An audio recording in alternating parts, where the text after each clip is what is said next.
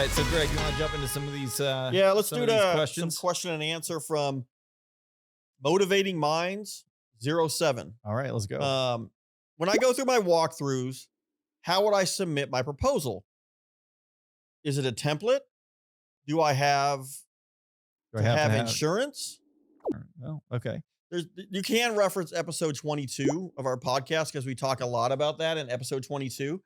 And then also, not to toot Matt's horn all the time, but as far as like janitorial selling in general, there's probably nothing better to do than ask Matt. Go on our, OctoClean media site.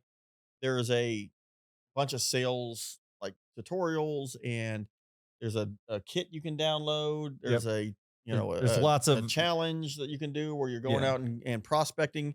Yep. So that's where I would say, I mean, for us, a quick answer is, wow, that's a lot to unwrap. Well, and I would say, when I go on walkthroughs, how would I submit it? So Walkthroughs and proposals are two different things. when you go on a walkthrough, the purpose of a walkthrough is to go there and determine what their needs are, right? And really what their pain is. And then once you determine they have pain, then you're going to do measuring and you get all of that data, and then you head back to the office and you determine pricing.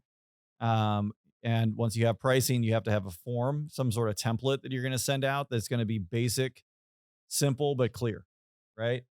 Because those people that you're sending it to are likely going to have to go to 2 or 3 other people to make a decision.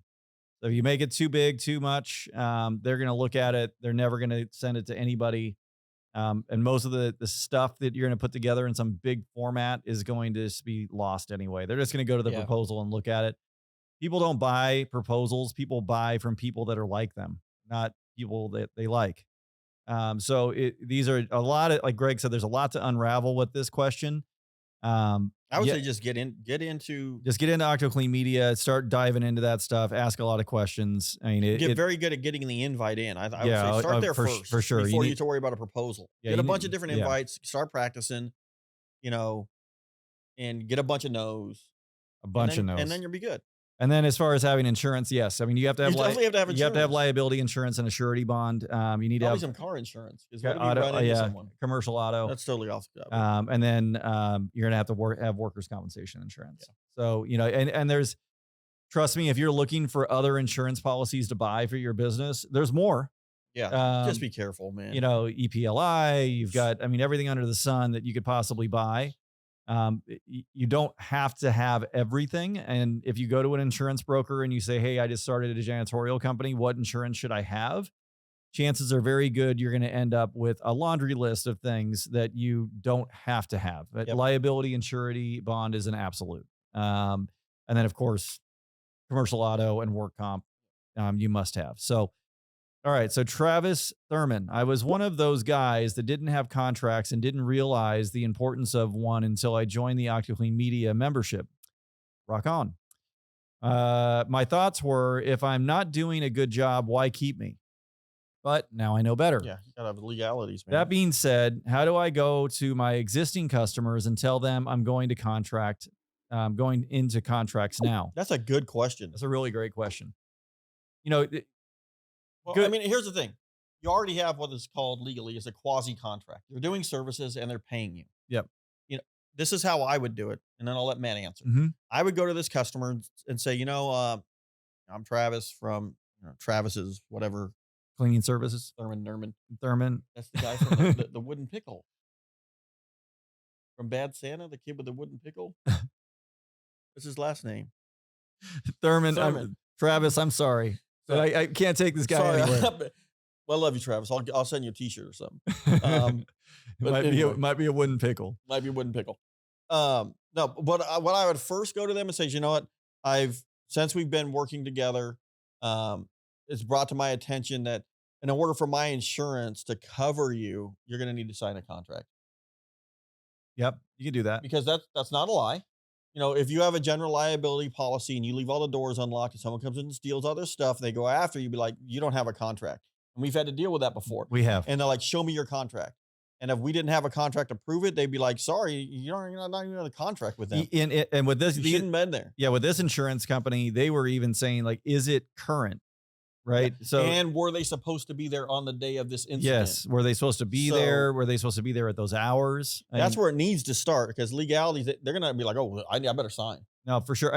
I think that's actually a really good approach. I mean, my approach would have also, you could also go in and say, look, when we first started out, I was a smaller company, didn't understand the importance of having agreements, but it protects us both. It essentially is going to give us the rules of the game for both sides. So if you wanted to cancel, what that would look like. If I wanted to cancel, what that would look like. What the pricing is, what the terms of the pricing are. So this is where we're headed, Yeah. right? Yeah. So if you could use both. Like one is like mine, let's say could be the starting point, and then yours is like, and by the way, And if additionally, yeah, yeah, and so it's a requirement. I really need you to do this because, in order for me to service your building, I Yeah, need to like have you on there because there's a lot more to it, Thurman, than just what Travis. you Sorry. know, Travis. I think one of the things that Travis said that is really important, and for those of you who are still listening, because I get to see the analytics, and so does Greg on podcasts, and typically around this point, people are like, "I'm done with these dudes." Come on, man. I'm I don't know why, because like this is the best part of this thing. Like we get to have a conversation Maybe anyway. like add them in, like add the questions in the middle, be like a But bunch of questions and mix them up. but And what we're I going to take a question from the viewers. yes, I know. We've But got Matt we're in gonna have Jordan speak up. Saskatchewan. Yeah. Wow. Okay. Anyway, so what I was gonna say is that what Travis just said here is like he has an OctaClean member media membership. It's it's not what like it's what you don't know that you don't know, right? And so he got on there, he's looking, and you have all these other companies, these business leaders that own janitorial companies that are saying, "Oh, you need a contract." Yeah. And then somebody's like, "Well, I don't have a contract. I didn't even know I needed a contract." What kind of chemicals are you using? Well, I'm using this kind of chemical. And we assume that everybody knows this stuff, but people But they don't. don't. But they don't. So, what you're going to get from OctaClean Media membership is getting to know the things you don't know that you don't know. And you can ask questions without judgment. What are the bad habits of like somebody makes a mistake? Like what do they tend to do? They tend to hide it. I mean, first Yeah. thing they want to do is they want to hide it or fix it or Owning the mistake, but attacking that mistake and building out a plan, right? I don't think a lot of people do this. I think that they don't own the mistake, number one, but if they do, they don't say, well, and this is what you can count on. sometimes it keeps you up at night, honestly, thinking about, what you could have done differently to have it so your employees can succeed and it ultimately you succeed.